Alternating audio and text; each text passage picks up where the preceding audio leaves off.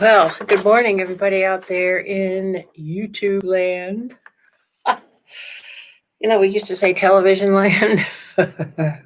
Trying to keep up with the times here. I just had to run off and get my notes because I sat down here. As you can see, I'm in a new location. This is my new, I'm using my new laptop that was a gift to me from my beloved sister, Martha. So now I have a laptop with a camera in it, and I can go anywhere, do a live YouTube stream. So I'm starting out in my little office. This is the minister's office. As you can see, I have mementos all over. Love this little space. And before I start with the message today, I think I should do my hair. All right, I admit it, I need a hairstylist. But this will have to do for the moment. So, one thing is, I want you to remember that I'm constantly teaching everyone this one statement that I am pure spirit energy, eternal, perfect, whole, and free. So I'm going to wrap up my message today with that statement, and I'm going to ask you to fill in the blank at the end. Okay, so you need to know that. Eternal, perfect, whole, and what? And you'll all chime in and say, free! That's the key thing. You realize freedom, I like to say freedom is the currency of spiritual awakening. That's the payoff. That's what we get from spiritual growth, greater freedom. And then I also want to stipulate this book. You see this? The Empathic Civilization. I came across this book when I was in ministerial school. And I very seldom even buy books, and this was a really expensive book, $27.95 back then. And the subtext is The Race to Global Consciousness in a World in Crisis. And this is written by an economist, a noted economist named Jeremy Rifkin. And since he wrote this book, he has gone on to become an international consultant. He goes all over the world, sitting down with the highest levels of government in all different countries and guiding them to a more sustainable future and guiding them to global consciousness and guiding them to empathic or empathy, to realizing empathy, because he says that that is the true nature of human beings. So I often refer to this book, and I just love the ideas in it, but I'm just going to mention it briefly today in the sermon. And so I just wanted you to know what it is that I'm talking about. The Empathic Civilization, the Race to Global Consciousness in a World in Crisis. And this was published in like 2004. So I think we're a little bit behind schedule. Well, welcome everyone to this new direction. I'm attempting to move us in a direction that we're calling for the year Shifting Gears. And the byline is, we've done all this work in spiritual growth, in healing the inner consciousness wounds that we carry, in being whole. We've done all this work in being having cosmic consciousness, having the spiritual awakening, having the experience of unity with all the universe. But now what are we going to do with it? We're taking it out and putting it into where the rubber meets the road in the world. So without further ado, here is my message for you today. Okay. Bring it on. That's what the title is. How many of you saw the email that I sent out because in the email I was explaining that bring it on usually means, oh yeah, you think you're so bad? Bring it on. Because last week I really kind of hit the bee's nest all over the place with challenging all the obstacles we have to our latest um, uh, controversial issues. But this week, it's not about bringing it on and arguing about it. It's about bringing on a new future. Bring it on, meaning let's look at how far out we can get beyond these obstacles into a new kind of civilization.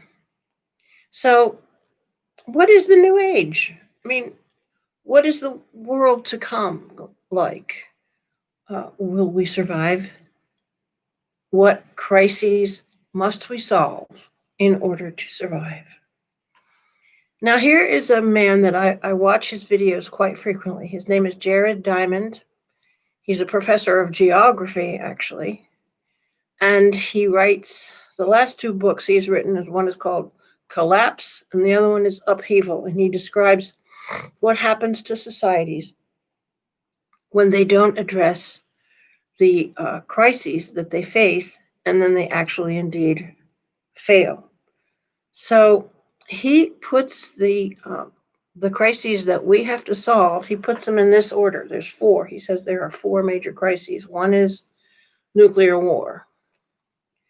If that happens, he said, we'll survive 3 weeks and then it'll all be over. So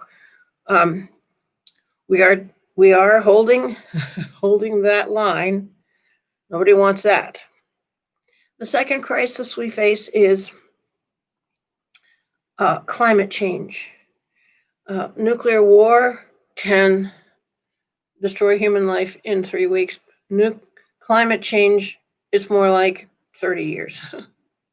But it's something that we must face and work with. And it's starting to look more like we can't fight it, we have to accommodate it. It's coming. And we have to realize what changes will happen and be prepared for them. And then the third crisis that Jared Diamond says is in priority that we have to resolve is managing the sustainable harvesting of resources. He says that we are not harvesting seafood, water, and trees sustainably and responsibly. And if we use these resources in such a way that they get used up, I will be used up. So that's the third thing he says, managing resource use. And then the last thing he says we have to address is inequality. Because, like 100 years ago, people in what we call third world countries, poor areas of the world, they didn't see the other areas. They didn't know what the rest of the world was experiencing. But now it's no longer sustainable to let some people just remain forgotten. So that's the third thing. The fourth thing, inequality. So how can we manage resources? How can we meet the needs of the population of the entire planet? How can we maintain the Earth's balance? I mean, we have to develop new technologies to do this. And that's why I'm talking about this, because I want to educate the people in this congregation, because, it spreads by word of mouth. And we can have lots of, boy, does my hair look weird. We can have lots of online blogs and stuff to explore new technologies, to promote them, to not waste our time going in false directions, and to imagine new technologies. Just to name a few that have appeared, Um, uh, you know, they're bundling in the delivery services. Like different companies that are distributing mail order products are bundling um, with other companies, and with food delivery. You notice they're bundling with this new food delivery. I forget the name of it, but the whole idea of bundling, like just my roommate, he's working with a help desk that bundles with many companies together to be one help desk for an array of companies. So that's one, and also that I noticed that in large cities, people don't really need to own a car necessarily anymore, or even their own bicycle, but that it's managed through technology, through a computer, to go wherever you go. You just pick up one of the vehicles and drive it to where you're going and put it in a spot, and then somebody else can use it, and then it's billed to you. You don't have to have your own. I think that's a real step forward. Um, I wanted to talk about, well, then there's alternative energy. We're always just looking for alternative energy, solar energy, green energy. I don't know enough about that to speak knowledgeably about it, but just alternative energy is something we really want to promote and stop burning fossil fuels. Um, Now, here's an idea that I thought of a while back, um, just as an example of a possible new technology. I call it graduating squares. So it's like if you're in idea came to me when I was at an amusement park. If you're in an amusement park, they have these funny things where you step on a tile and it goes back and forth, and so you can't keep your balance too well, and all the other pieces of the floor are going back and forth in different directions or different speeds, different positions. But that gave me the idea, well, what if there was a constantly moving transport going back and forth, that it wouldn't take any time you know to get on one and go to its transfer point, or wait, or go to in either direction, because it's going back and forth. So depending on where you're going, you just wait till the vehicle or the pickup comes to where you're standing. You get on and you follow it. You ride it to the transfer point, and then you graduate up to a larger trajectory that's going back and forth and back and forth. And you get on that. And see, just imagine lots and lots of people using these things, using these trajectories. And to make a long story short, the trajectories cover a wider and wider area so that you can get virtually anywhere that you're going. And the movement of these trajectories is not powered by anything except gears, maybe pulleys, maybe air suction, who knows. But wouldn't that be a trip? Anyway, we need a lot of new ideas to get out ahead of the way that we're consuming our resources right now. So I say, let's take a time travel into the future. It's kind of like a closed eye process. So let's just sit back and relax and close our eyes.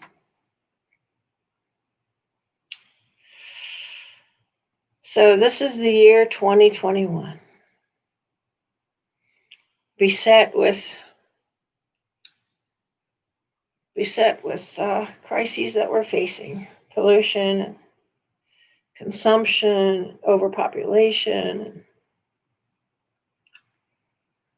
So let's project ourselves to the year 10 years ahead to 2031.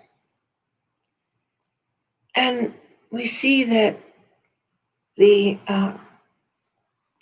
weather people, the climatologists, have discovered a way to neutralize cyclonic storms.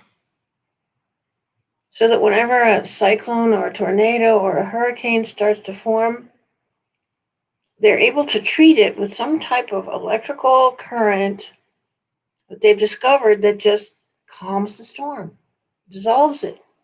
So there's no more devastating storms striking different areas of the world. And all of these places that have been so harshly treated are starting to recover, and they're not getting assaulted anymore. Florida, Louisiana, Japan, over in Asia. Everybody's breathing easier because we have found a way to stop destructive storms. We don't need them.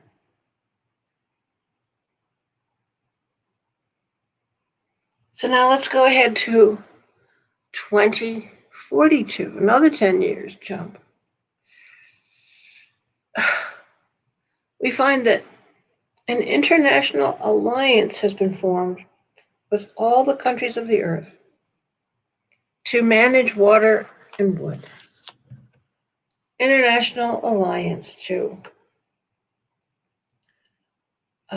support the sustainable use of water and wood. And with that water problem, it has been discovered a way to desalinize seawater so that and we don't upset the oceans, but that we have more fresh water available. And the trees are starting to come back and grow larger and healthier and give us more oxygen because of the International Alliance to manage water and wood. So now let's take another 10 years to 2051.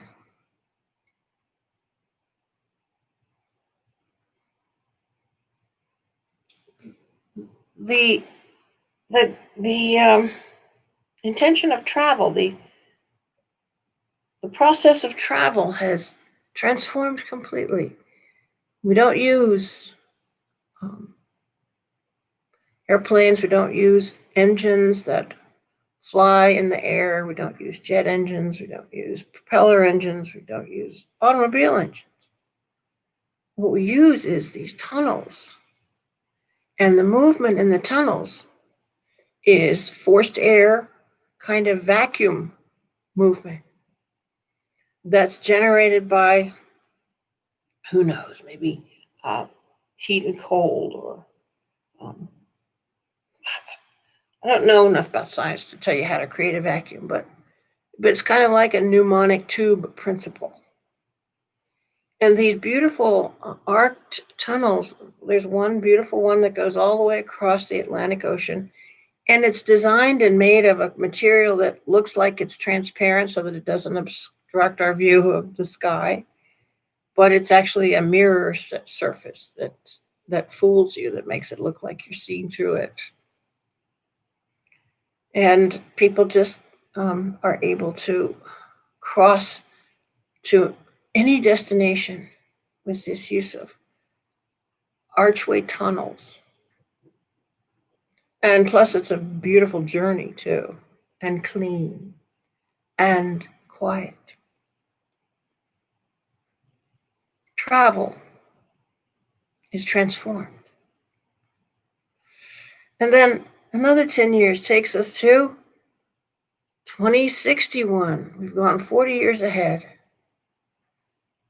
And our concern for the habitat of wildlife has manifested in being able to restore habitats for wildlife, to restore the water and the prairies and the jungles and now the one thing we're having trouble with is cold climates for the polar bears, but we're working on that.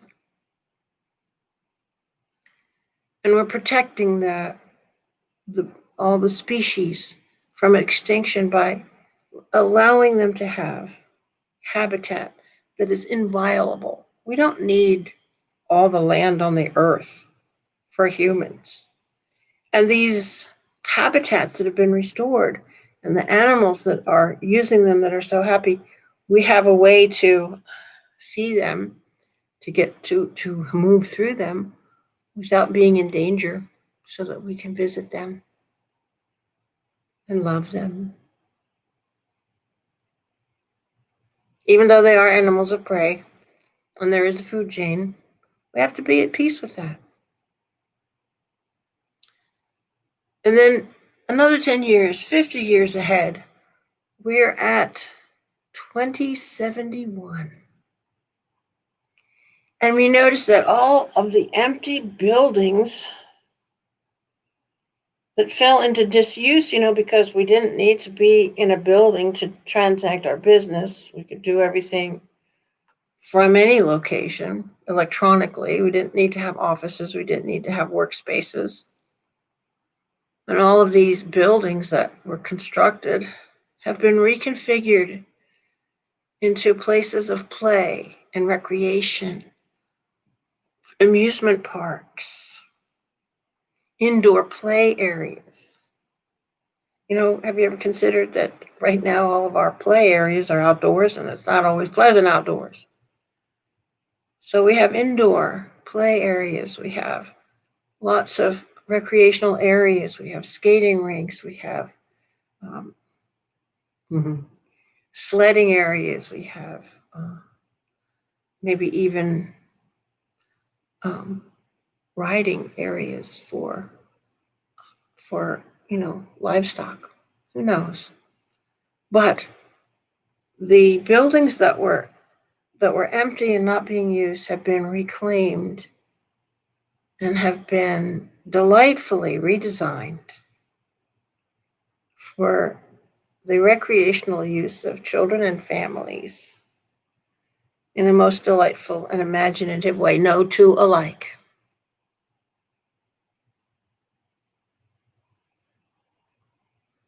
And now let's go a full 100 years ahead to 3021. I never thought I would see the year 20 anything. Everything is 19. I was born in 1945. The year is always going to be 19 something. And before that, it's been 18, 17, 16. It's always something teen. But to go to 20, the year 2000, but now the year 3000. Get all the way up to 3021, and what do we see? There's no more homelessness. No. There's no poverty. And there's no preventable disease ravaging anyone.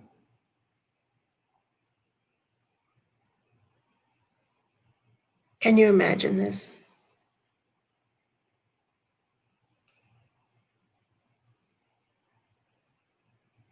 And so now we leave the future, we bless it, we allow it to unfold for the greater good, for all things working together, for the highest good in the wisdom and power of spirit. Yes. So can you drop all tension and mistrust to be in a place of creative willingness, openness, to hear the call of a future that is not creating waste, that is not consuming unconsciously, that is not obsessively looking for ways to get money? Can you imagine a future where humanity is working as a team to manage our relationship with the earth, our home, so that it is reviving, revitalizing, and thriving. Can you imagine a future where you and I have the time to enjoy art, dance, music, drama to our heart's content, where we can have all the education we desire in any field we desire?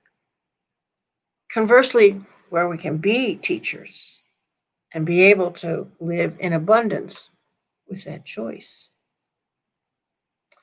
Can you imagine a future where you never have to hit up against a barrier that says, you can't afford that, it's too expensive, not for you?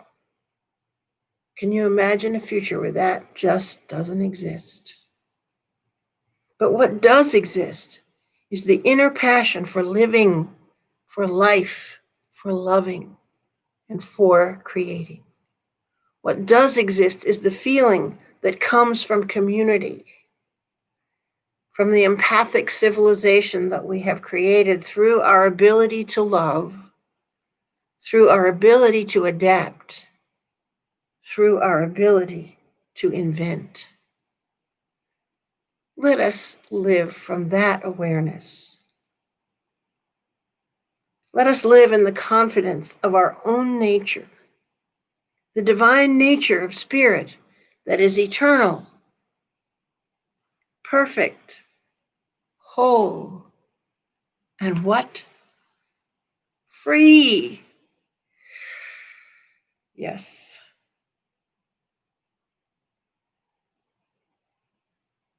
So now, to have a little experience within, to close this time of pondering and imagining a wonderful new future, let's just take a moment to allow the dynamic activity of divine intelligence to stir in us.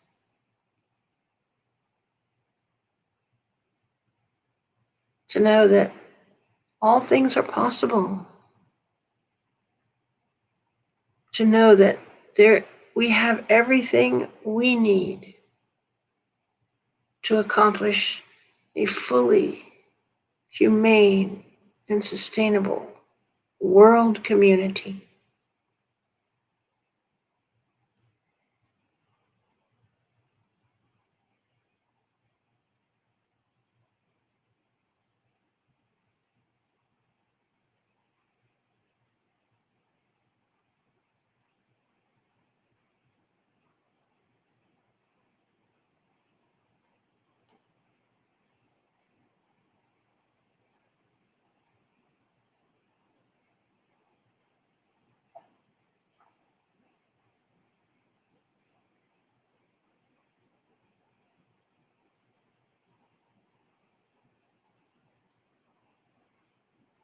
And we allow our hearts to lead us, because when it feels right, it is right.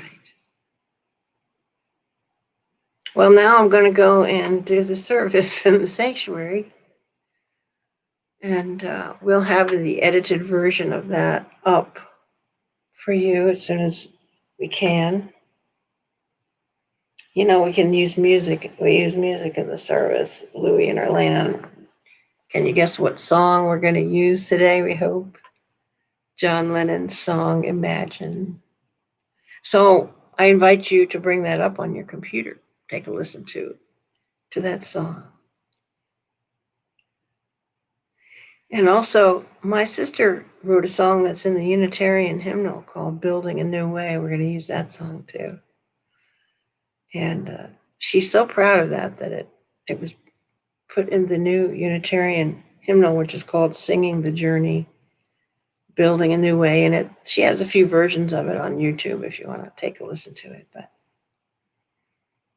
we're going to use that song too. So sooner or later, this pandemic will pass and we will be able to freely sing and dance and rejoice and gather and share and smile upon each other. Until then, God bless you.